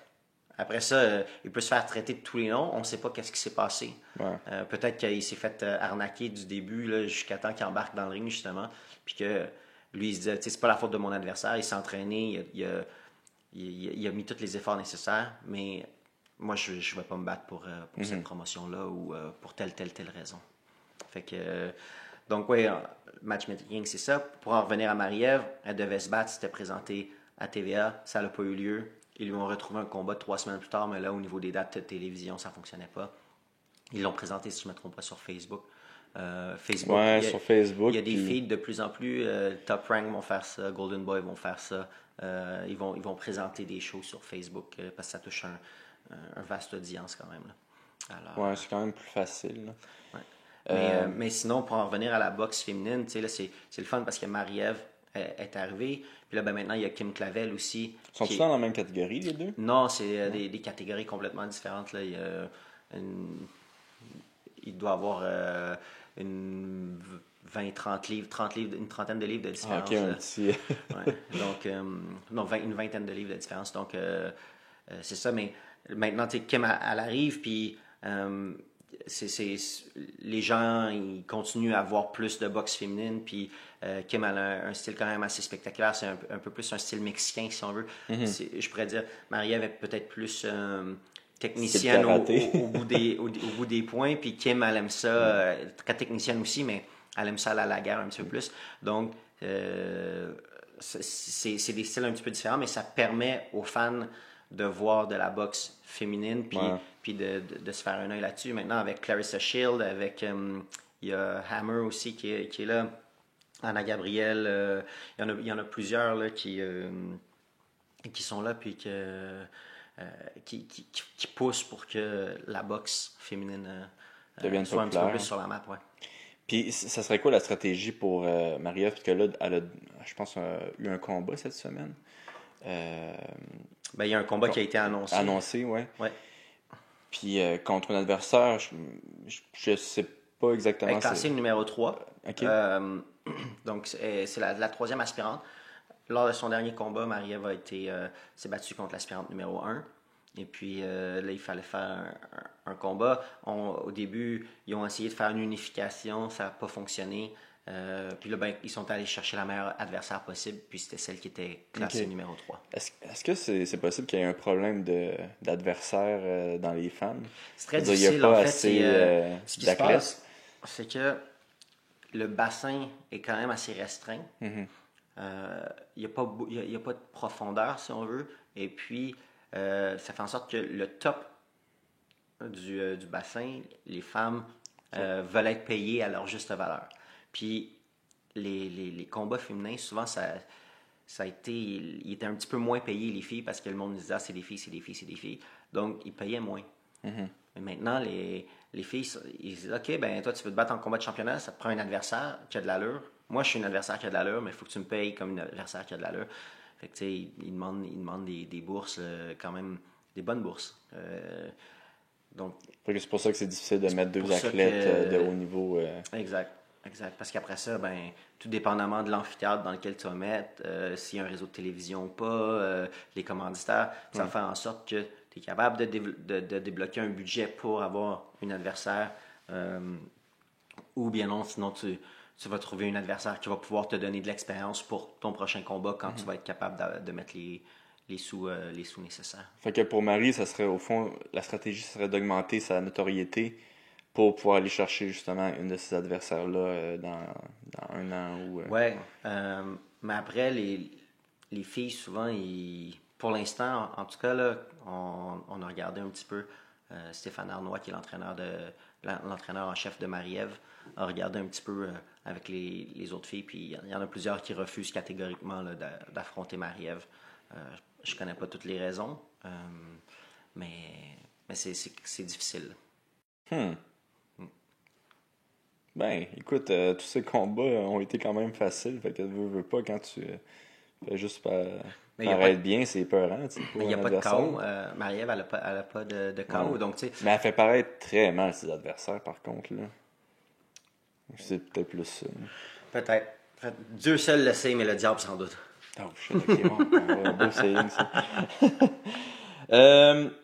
Hey, tantôt, on disait qu'il n'y avait pas de Québécois qui était sorti depuis longtemps, mais c'est pas vraiment vrai, parce qu'il y a eu Marie-Ève, puis il y a eu... Oui, là, on est comme dans une nouvelle vague là, qui part, mais Marie-Ève, on parlait des Québécois en boxe amateur. OK. Marie-Ève, elle n'était pas amateur? Elle a fait un petit peu de boxe amateur, mais il y a pas David Lemieux, il en avait-tu fait, lui? David Lemieux, il est passé chez les professionnels à 18 ans. OK. Donc, c'est quoi la différence de stratégie entre les deux? C'est que un veut faire plus d'argent vite? Ou... Des fois, en fait, par le passé, il y avait une question de style beaucoup. La boxe amateur, c'était une boxe qui était axée beaucoup sur la vitesse et sur toucher sans se faire toucher, mais donc, si tu touchais sans que ça ait été dévié par les gants ou les avant-bras, il y avait des points. Donc, c'est vraiment une partie de points. Maintenant, le système a changé, puis tu vas aller chercher un round en mettant la pression, en frappant avec Ok. les coups de puissance, les coups les plus clairs et tout. Donc, aujourd'hui, de plus en plus, la boxe amateur ressemble à la boxe professionnelle. Donc, il y en a qui vont se dire, OK, à part aller aux Olympiques, c'est quoi mes avantages à faire de la boxe amateur plutôt que de la boxe professionnelle? Si en boxe amateur, c'est sensiblement la même chose qu'en boxe professionnelle, mais qu'il faut que je paye pour pratiquer le sport, puis je reçois quand même des coups à la tête, j'ai pas de casque qui me protège pour les coupures, c'est ça. Je peux faire jusqu'à 5 combats dans une semaine ou dans une compétition, là, pour... ils disent, à quoi ça sert? Je dis, bien mieux d'aller chez les professionnels. Je vais faire un peu d'argent. Je vais continuer à pratiquer mon sport. Et puis ben, je vais pas avoir 5 combats en 5 jours, là, tu sais. Ouais. Donc, puis par le passé aussi, avant, justement, un gars comme David Lemieux, qui lui avait une boxe de style un petit peu plus professionnel, où il aimait ça prendre son temps pour pouvoir placer ses coups en puissance, ben, il arrivait à l'international, puis c'est arrivé que il boxait contre, on appelle ça des pieuvres, là, quelqu'un qui il a comme trop de bras, là, ça lance. Donc David, il bloquait les coups, il attendait, puis là, à un moment donné, l'arbitre arrêtait le combat, il disait, ah, ben, il y a un écart de 20 points. Oh, wow, ok. Puis là, ben, ça, là, il était comme, ben, j'ai pas eu mal, je suis en pleine forme, c'est juste que le gars, il lançait, moi, je bloquais, puis je voulais placer mes coups. Donc, c'est des choses comme ça qui peuvent se passer, qui font en sorte que certains vont pas aller chez les amateurs pendant longtemps. Mais d'un autre côté, en tant qu'entraîneur ou en tant qu'équipe de promotion, quand tu vois quelqu'un qui a fait ses classes puis qui est allé à l'international, qui s'est battu à l'extérieur, c'est un petit peu plus facile de croire en son potentiel parce qu'il a compétitionné contre les meilleurs. Tu sais, déjà pour se rendre là, il a dû compétitionner contre les meilleurs de sa ville, de sa province, de son pays. Après ça, il a fait des compétitions contre d'autres gens, disons, de son continent. Puis après ça, il s'en va dans des championnats où c'est international. Donc, tu as vu beaucoup de choses. Au niveau de l'expérience aussi, dans des compétitions chez les amateurs, des fois, là, tu dors 4 dans une chambre de 2 lits, ou des fois, tu vas dormir 5, 6, tu sais. C'est des choses qui vont se voir comme ça. Des fois, ils disent tu vas te battre à 2 heures, puis là, finalement, à 1h40, là, ils sont comme OK, t'es le prochain combat, là, il faut que tu sois prêt. Ou encore, tu vas te battre à 2 heures, puis là, finalement, il y a des retards, puis tu te bats à 4 heures, tu sais. Donc, ça fait en sorte que le boxeur a vu et puis il a expérimenté beaucoup de choses. Donc, quand il arrive chez les professionnels, il y a déjà un bagage qui est bien rempli. Alors que quelqu'un qui n'a pas fait le long parcours amateur, ben, il va devoir construire son expérience avec des combats qui vont être jugés souvent par les amateurs comme trop faciles, où les gens ils pensent que le boxeur va rien apprendre, alors que dans le fond, ça fait partie de son cheminement pour mettre tous les outils dans son sac pour qu'éventuellement, il puisse avoir un combat qui est d'envergure où il ne sera pas déclassé par l'expérience de son adversaire. C'est qui le prochain Québécois qui va percer selon toi? On a quand même pas mal de Québécois là, qui font bien. En ce moment, si on regarde, là, il y a Steven Butler, il y a eu un combat un petit peu difficile à son dernier combat, mais sur l'échiquier, il est très bien positionné. Il est classé quoi, Steven? J'ai pas tous les classements avec moi, mais il est dans le top 10 dans pas mal d'associations. Okay. Et puis, sinon, il y a Éric Bazignan aussi qui est très jeune, mais qui il sort bien. C'est un Québécois. Il a quel âge, lui, Éric? Éric, je pense que c'est 23 ans. Je pense que j'avais sparé avec lui quand il avait genre 16 ou 17 ans, puis il voulait pas que je sache son âge pour pas que je me retienne. Ça se peut. Ouais, non, il était bon en plus à cet âge-là, mais on avait fait des beaux petits rounds ensemble. Bon boxeur ambidex, boxe très bien, Ouais. belle technique. Donc, Eric, c'est un autre qui s'en vient. Yves Ulysse Junior, champion, là, il est champion WBA Gold. C'est un champion mondial en ce moment qui est là. Souvent, il passe un petit peu en dessous du radar. On le voit pas beaucoup, mais il y a un talent immense, ce Yves Ulysse Junior-là. ça vaut la peine de le voir aller. Puis en plus, il y a un sourire à $1 million. Donc, Il a vraiment un très beau sourire. ouais. Il est le fun. Quand tu lui parles, là, il y a un grand sourire, puis il te donne le goût de sourire aussi. Là, je sais pas si tu vas pouvoir me répondre à cette question-là, mais il y a eu un problème avec Groupe Yvon Michel puis Arthur Beterbiev à un moment donné. Peux-tu nous en parler un petit peu plus, les dessous de ça? Parce que Écoute, c'est compliqué. J'ai pas assez d'informations. Ça s'est réglé en cours.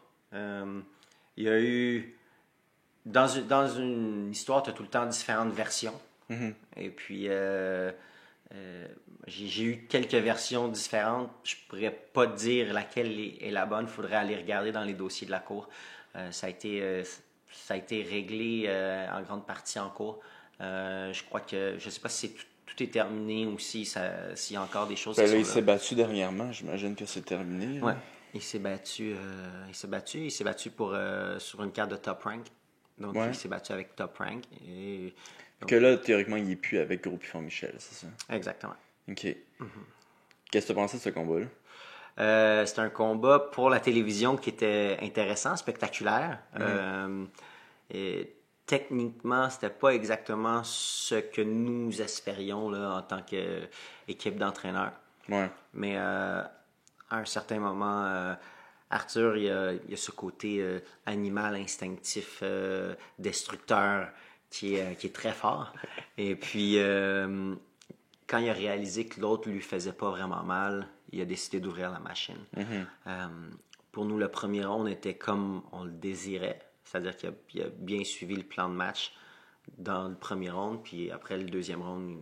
De Hall qui est sorti. Ouais, il se disait que les coups n'étaient pas puissants. Alors là, il est parti pour arracher une tête. Là. Avez-vous de la misère à trouver des sparring partners pour Alvarez?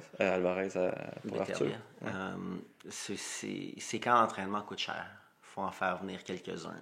OK. C'est celui qui coûte le plus cher? Ouais. Ah ouais? Ouais. Faut en faire venir quelques-uns. Pourquoi? Parce qu'il est knock, puis... il fait mal au gars. Moi, je te dirais, là, tu sais... Marc, là... Avant la plupart des entraînements avec Arthur, là, il me demande de lui rouler les avant-bras là, parce que il se fait arracher les bras avec Arthur là, quand il fait des pads avec. Et, on est rendu avec du tape partout quand on met les pads avec. L'équipement qu'on choisit pour travailler avec lui est différent d'avec les autres boxeurs. C'est quelque chose. Là. C'est une force comme ça, une force brute, c'est hors du commun. C'est la première fois que je voyais ça. Puis que je vois ça encore, là, parce que je continue à le voir de manière régulière. Là.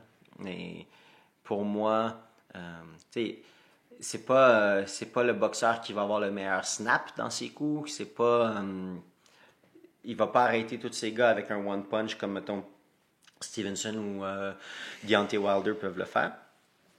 Mais il détruit au complet. Donc, il va travailler au corps, il va travailler les avant-bras, la tête, puis à un moment donné, c'est trop, là, OK. Puis, aussi, s'il te connecte comme il faut... il avait de l'air précis, ça, j'avais déjà vu sparrer, là, puis ça avait de l'air précis, là, ses coups de poing. Là. Souvent, les gens pensent que Arthur est un boxeur qui est juste fort physiquement et animal. Mais... Ils ont raison, mais... Ils ont raison qu'il est fort physiquement puis animal, mais il est très technique aussi. C'est surprenant. C'est surprenant à quel point il peut être technique. Puis il aime ça tendre des pièges, puis il aime ça te faire croire qu'il va aller dans une direction pour prendre une autre direction. Il est intelligent aussi, là. Puis pour parler d'un autre de vos athlètes, là, il y a eu Eleider Alvarez qui s'est battu... il y a combien de mois de ça? C'était en février. En février, il s'était battu contre... Sergei Kovalev. Contre Sergei Kovalev. Il y a eu son premier combat qui avait knocké Kovalev. Oui. Puis le deuxième combat, c'était pas passé exactement de la même façon. Je sais qu'on a parlé un petit peu avant le podcast. Là. Puis il y a beaucoup de monde qui disait qu'il était différent à son deuxième combat qu'à son premier. Tu veux-tu... En fait... il y a... À mes yeux, ça l'arrive des fois d'avoir une mauvaise journée au travail, mais c'est juste plate quand c'est la mauvaise journée. Tu sais, disons, monsieur, madame, tout le monde a une mauvaise journée au travail. Moi, je suis comptable, j'ai une journée où mes chiffres, il n'y a rien qui balance, tout ça. Ben, je vais aller me coucher le soir, le lendemain, je vais me reposer, le lendemain, je vais revenir, ma tête va être libre, je vais le faire, mais ça va pas avoir mis personne en danger ou quoi que ce soit, tu sais, puis ça va pas me coûter des milliers de dollars pour mon prochain contrat, tu sais. Ça pourrait, là, mais de manière générale, là, ça le fait pas. Alors qu'à la boxe, si tu as une mauvaise journée, la mauvaise journée, ça peut coûter très cher. Et les deux, il a commis une mauvaise journée, la mauvaise journée. Il est arrivé là-bas, puis comme il avait knocké Kovalev la première fois, il s'est probablement dit qu'il va être capable de le faire une deuxième fois. Il essayait de placer sa main droite. Kovalev bougeait bien, avait changé un petit peu au niveau de sa stratégie. Et puis, et les deux n'ont jamais été en mesure de faire ce qu'ils devaient faire pour remporter le combat. Donc, un peu une mauvaise journée, la mauvaise journée. Est-ce qu'ils vont se battre une troisième fois ensemble?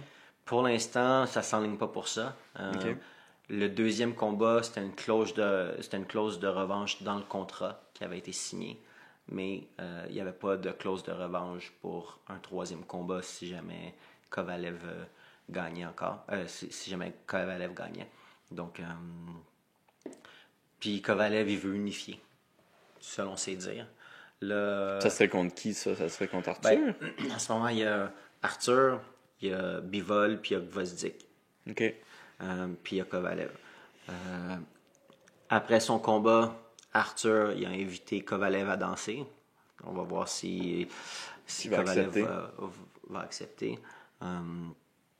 Sinon, Kovalev, présentement, il doit avoir une défense de titre contre Anthony Yarde. OK. Aucune idée. C'est un boxeur européen. Et puis, c'est ça. Puis ça s'en va au purse bid. Puis là, il a quel âge, lui, Kovalev?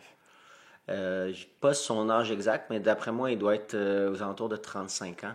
OK, quand même qu'il se dépêche s'il veut unifier les ceintures. Ouais. OK. Hey, il me reste plus beaucoup de questions. Je me demandais si tu t'entraînais des athlètes de MMA. Pas de manière officielle. Tu es déjà venu t'entraîner quelques fois chez nous. T'es toujours la bienvenue d'ailleurs. Sinon, je travaillais un petit peu avec Yoni Sherbatov aussi. Donc, au Tu niveau penses qu'il va se rebattre en boxe, Yoni? Je ne sais pas pour l'instant. Là, Yoni a un problème à son genou. En fait, lors de son dernier combat, c'est ce qui lui a coûté le combat d'ailleurs. Quand il est tombé, il s'est déchiré le. Y avait-tu un problème avant le combat? Pas rien de répertorié. Alors, quand il est tombé, même son adversaire, il a entendu là, que ça avait déchiré. Déchiré. Mais je sais que nous, on l'a vu là, quand je l'avais écouté, c'était facile à voir qu'il y avait quelque chose qui allait pas. Là.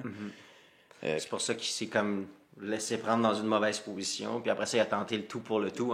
En essayant un slam par en arrière, il s'est dit... J'ai bien aimé ça, moi. Si je le knock comme ça, c'est correct. Mais sinon, je peux pas continuer. Il n'y avait pas de moyen de se relever puis de pousser sur ses jambes comme il faut.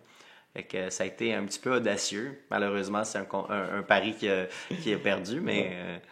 c'est correct, c'est ça la même. Il a bien commencé. C'est juste le MMA.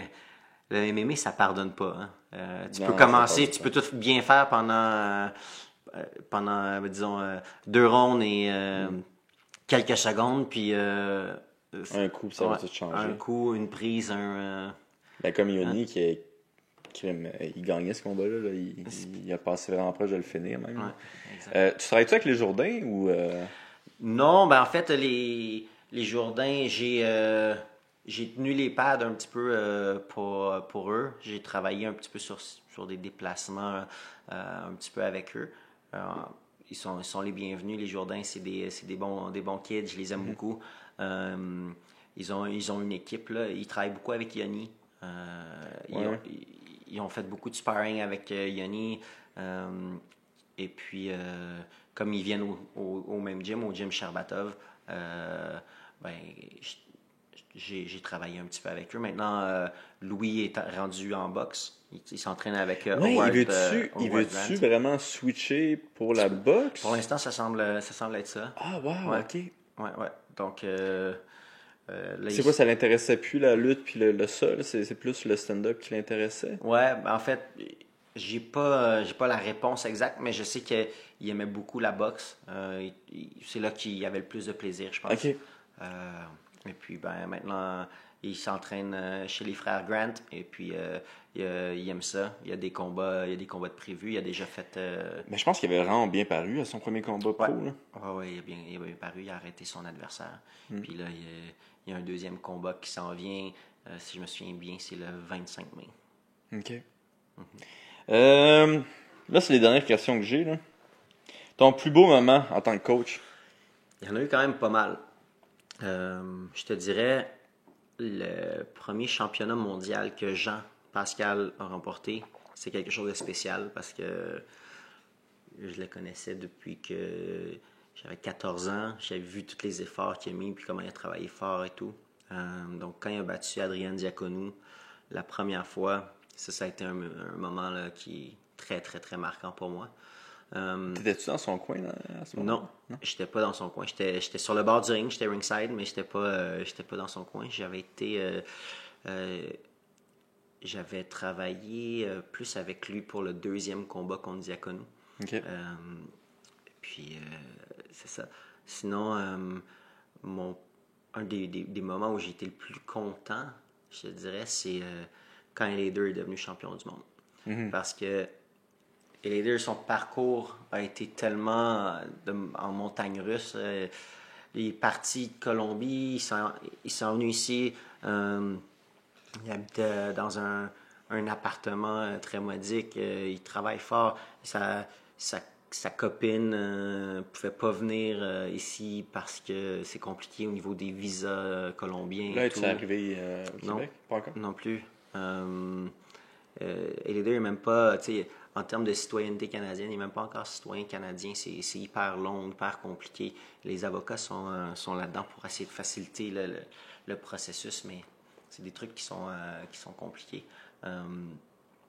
Et puis, bon, il devait se battre contre Adonis Stevenson, puis là, finalement, c'était tout le temps comme un peu reporté. C'était, ben, gagne ton prochain combat, puis tu vas avoir ton combat contre Stevenson, gagne ton prochain combat, puis tu vas avoir ton combat pour ton combat de championnat du monde. Puis là, ben... Là, c'est fini pour Stevenson. Ouais, bien malheureusement. Mais les deux, tu sais, il a dû se battre avec Luchan Bouté, avec Jean Pascal, puis ça, c'était des combats que normalement, il aurait dû se battre en combat de championnat du monde. Ça faisait un petit bout de temps qu'il était là, puis au bout du compte, ça aurait été bénéfique pour lui, mais c'est difficile de comprendre ça pendant le moment que ça se passe. C'est-à-dire quand on me dit « Ah, mais là, tu te battras pas pour ton combat de championnat du monde. » Il y a beaucoup de gens qui auraient fait « Ah! » puis qui auraient tout laissé tomber. Mais les deux, ils ont dit « OK, c'est bon, on va... C'est ça les plans que Dieu a pour moi, tu sais, comme je vais travailler puis je vais faire ça. » Puis ben, il a travaillé fort, puis il est resté dans le gymnase, puis il a été focus, puis éventuellement, il a eu son combat contre Kovalev. Il est allé contre Kovalev, puis il est sorti... C'était un gros underdog, en plus, le premier combat. Là. Exact. Il y a beaucoup de gens qui s'étaient rendus à Atlantic City pour voir ça, puis il avait mis de l'argent sur Eleider, puis les gars étaient très contents. Je pense qu'il était à plus 500, si je me souviens bien. Ça se peut, mais il y en a qui ont mis ça, là. Ils disaient... Tu pouvais mettre KO et les deux KO les rondes 1 à 4, je pense. Après ça, 5 à 8, puis 9 à 12. Puis il y en a qui ont fait des milliers de dollars là, en mettant quelques centaines de dollars sur les deux entre des rondes 5 à 8. Ouais, non, j'en doute pas. J'aurais dû finir avec le plus beau moment. Mais c'est quoi ton pire moment sinon en tant que coach? Ben écoute, c'est sûr que je déteste la défaite. Quand les gars perdent, je déteste ça. Sinon, les moments qui m'ont le plus, si on veut, stressé, c'est quand Antonin se battait. Il est allé 2 fois au tapis dans sa carrière. Puis c'est les 2 moments où, tu sais, j'étais là, puis mon cœur, il fait comme... Il y a un nœud qui se fond dedans, oh ouais. l'avantage que j'avais, c'est que quand tu travailles dans un coin, tu es plus en mode de recherche de solutions que en mode spectateur où tu fais juste face à la musique.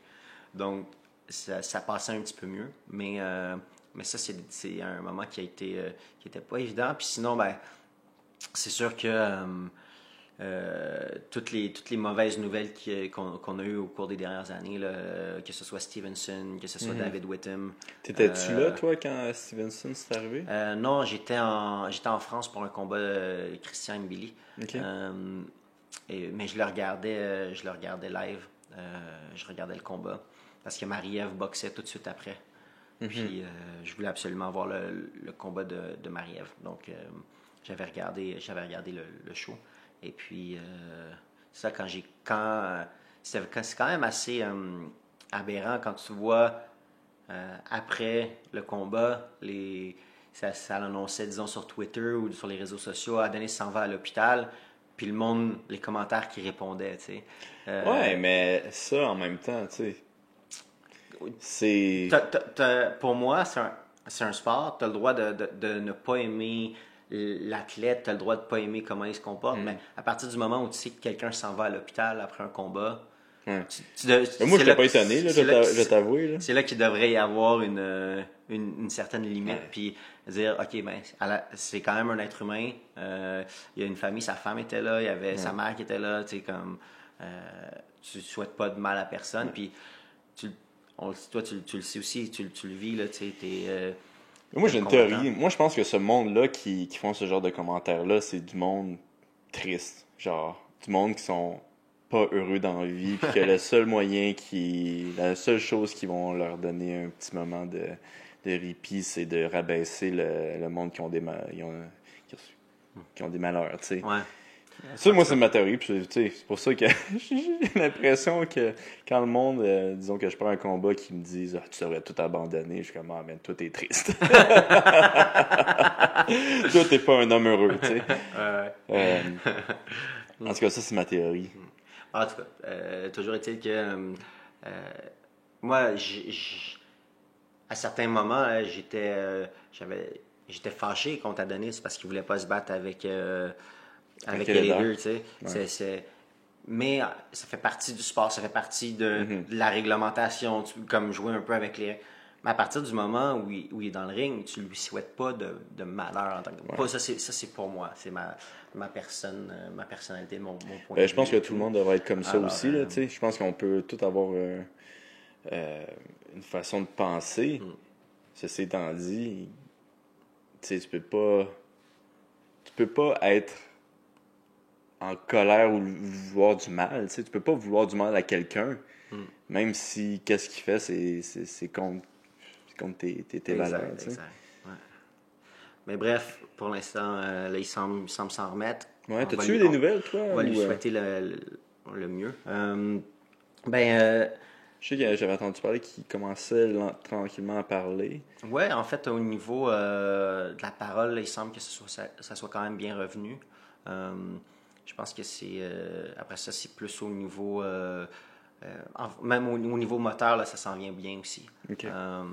Reste à voir, ça va être quoi les séquelles sur du plus long terme. Là. Je pense que sa mémoire est encore un petit peu affectée ou des trucs comme ça, mais on va lui souhaiter vraiment qu'il arrive à récupérer au maximum. Pour quelqu'un qui a été déclaré cliniquement mort genre 3 fois, c'est quand même un miracle qu'il soit, je savais même pas qu'il avait été déclaré cliniquement mort. Qu'il soit là, puis qu'il en profite, qu'il puisse profiter. Qu'il soit capable de parler aussi. Ouais.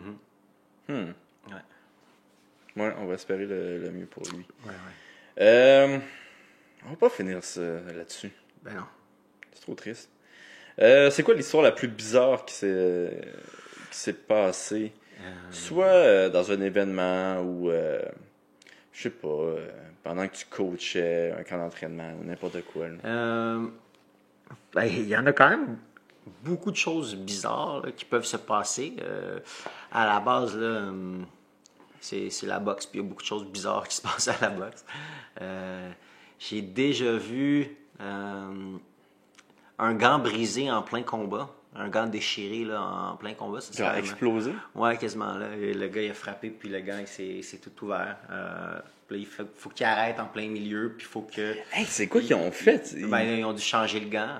Mais là, il fallait retrouver un autre gant. Un autre gant pareil? Maintenant, c'est pour ça que la commission il demande tout le temps d'avoir 2 gants, comme une paire de gants, puis une deuxième paire de gants, la même couleur. Là, comme ça, s'il arrive quelque chose, ils peuvent changer le gant rapidement. Cette fois-là, il y avait-tu 2 gants de différentes couleurs? Oui, c'est ça. Il a boxé, il a fini avec c'est tellement un nice! gant qui n'était pas de la même couleur. Sinon,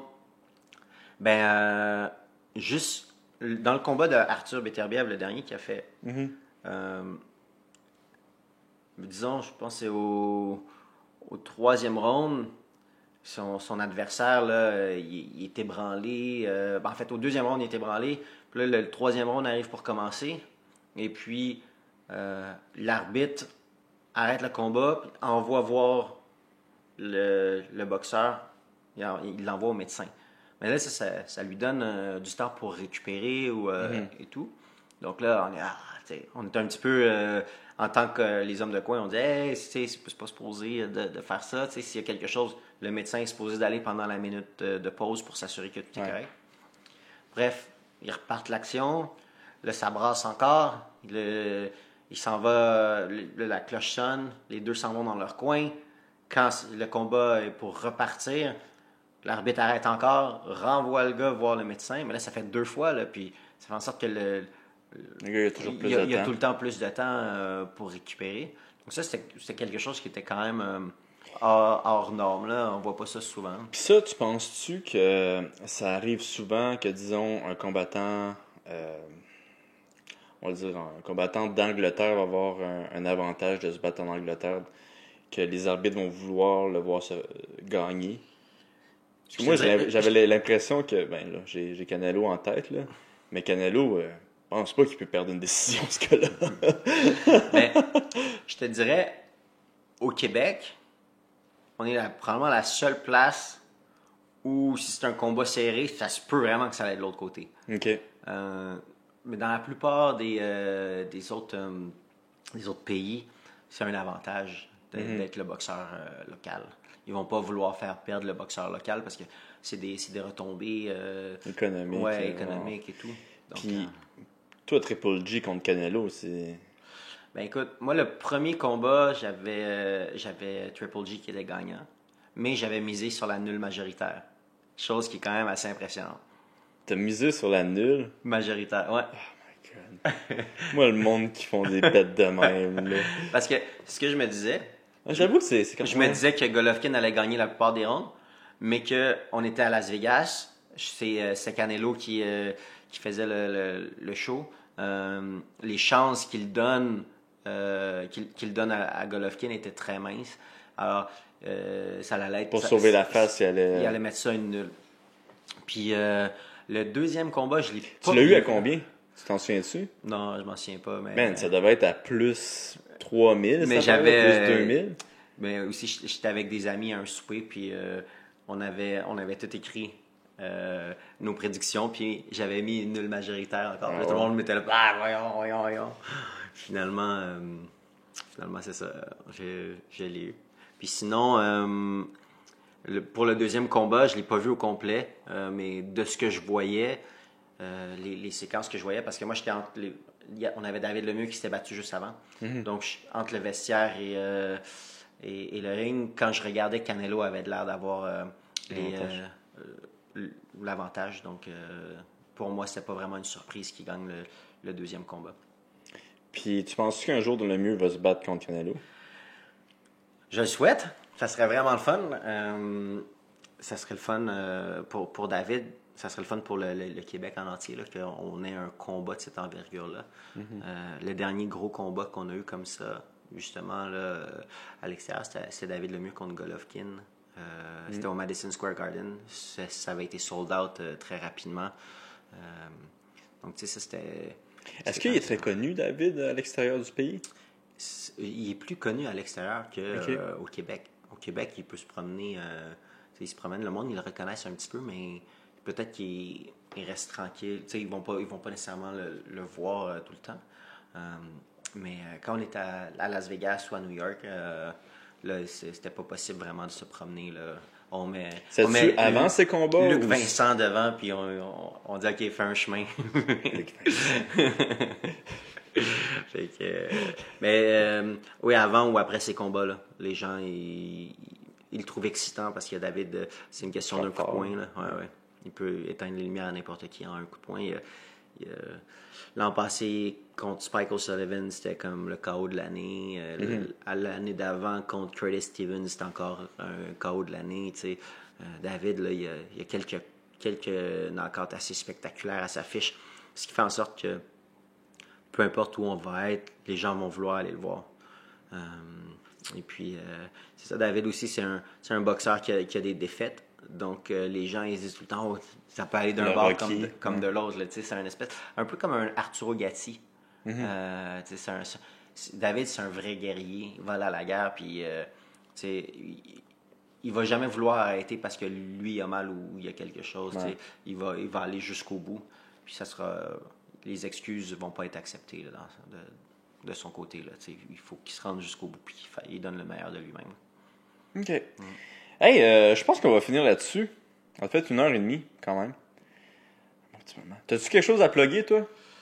Non, j'ai pas... Tu donnes-tu des cours à monsieur, madame, tout le monde? Malheureusement, j'ai pas... mon emploi du temps ne le permet pas. Est-ce que tu fais les mains à monsieur, madame, tout le monde? Écoute, je peux faire les mains à monsieur, madame, tout le monde. Genre, si quelqu'un lui donne l'argent à quelqu'un d'autre. On va parler de pourcentage avant que ça commence. Non, mais sans niaiser, les gars de MMA, là, allez voir Alex. Il fait un super beau travail, là, tous ceux qui sont au Tristar tout ça. Là. Ouais, ben là, il est supposé revenir là, pour mes sparring. Moi, j'ai toujours eu des problèmes avec mes mains. Là, fait que, tu sais, vous, je sais que vous aviez plus le temps vraiment de venir me faire les mains. Fait que Alex, c'est comme parfaite option. Parfait. Ben oui. Puis si jamais tu as besoin de mains rapides, tu fais signe à Luc. Si tu as besoin d'une pièce d'or, tu fais signe à Russ. Puis après ça... Une pièce d'or? Ah ouais, Russ, là, quand il fait les mains, là, c'est une pièce d'or. Là. OK. Je pensais qu'elle allait me faire genre un tableau, je sais pas quoi, genre une peinture. C'est Russ. Ouais. Puis si jamais ces deux-là, ça convient pas, ben t'appelles l'équipe C. Là. T'as comme le A-team, le B-team, puis le C-team. C'est-tu toi, ça? Ouais. Puis en plus, c'est moins cher, c'est nice. Exact. Mais Luc, il avait déjà fait mes mains. À mon premier combat dans l'UFC, il avait fait mes mains, puis l'UFC avait pas tant trippé parce que les autres qui ont des cutman, tu sais. Ouais. Puis je m'en souviens qu'il checkait Luc un peu, là, puis... mais ça va bien.